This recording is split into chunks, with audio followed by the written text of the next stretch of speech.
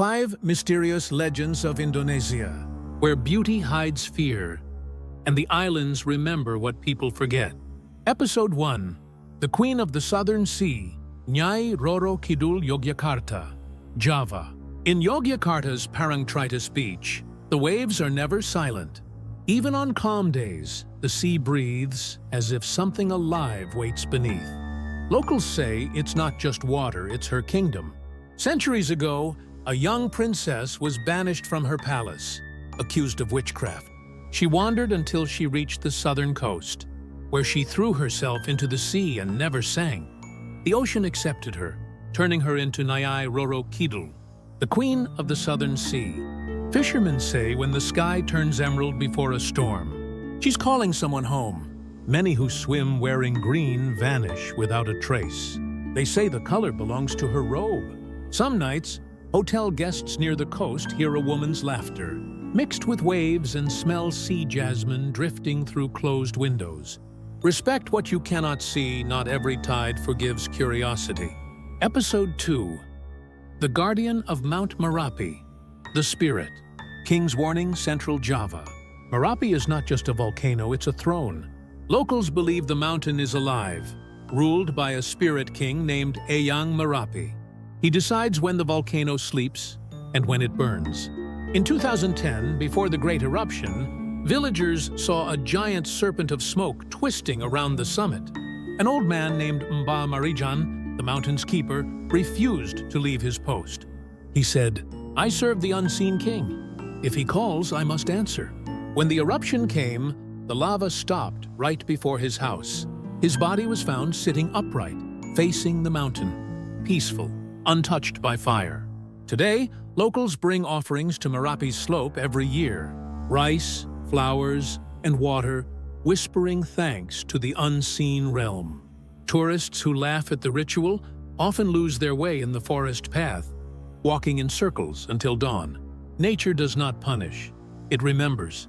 Those who walk with respect will always find their way back. Episode 3. The Forest of Lost Voices, Alas Purwo Banyuwangi, East Java. In the far east of Java lies Alas Purwo, the first forest. Locals say it was the first land to rise when the world began, and where the veil between human and spirit was never closed. During the 1960s, soldiers who entered the forest for training disappeared. Their radios later played their voices, whispering from nowhere. Some monks who meditated there claimed they met ancient kings, who offered them food. But when they opened their eyes, they were sitting among ruins. One tourist, after being lost for 3 days, returned barefoot and silent. He said he was guided by a woman with no shadow. When he blinked, she was gone, leaving only footprints that ended at a tree carved with old Javanese letters. To find the way out, you must forget who you are. Even now, locals warn travelers not to call each other's names inside the forest, because something else might answer. Episode 4. The Mirror Girl of Bandung, West Java. Bandung's cool air hides stories colder than its mountain nights. In an old boarding school, students whisper of Laras, a girl obsessed with her reflection. She was beautiful and proud of it. Every night, she stared into her mirror for hours, murmuring, "I will never fade." One morning, she was gone, but the mirror in her dorm still showed her, smiling, eyes too wide, hand pressed against the glass. When teachers covered the mirror, it cracked from the inside.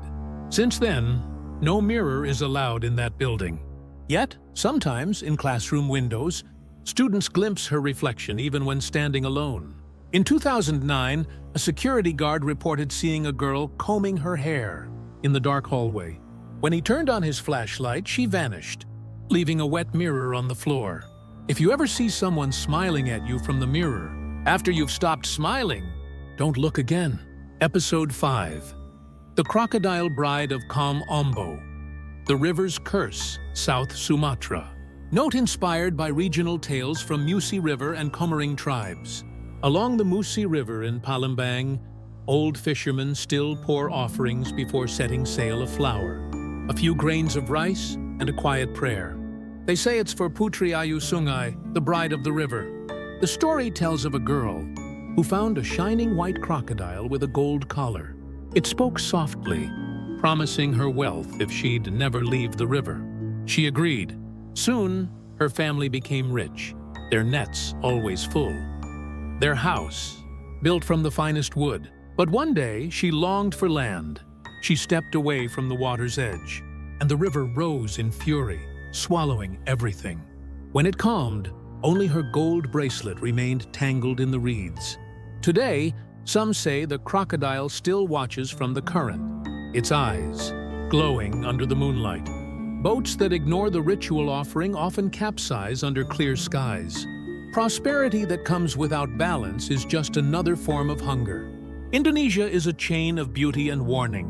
Every volcano, every forest, every river has a story older than its people. These legends are not just to frighten. They remind us power and beauty live side by side, and both demand respect. When you visit these places, Yogyakarta's sea, Bandung's hills, Banyuwangi's forest, or Palembang's river, remember, legends are never just stories. They are memories that refuse to fade. These were the 5 mysterious legends of Indonesia, where spirits and nature still whisper through the islands. Which country's legends do you want to explore next? Leave your answer in the comments below, and maybe your country will be our next story.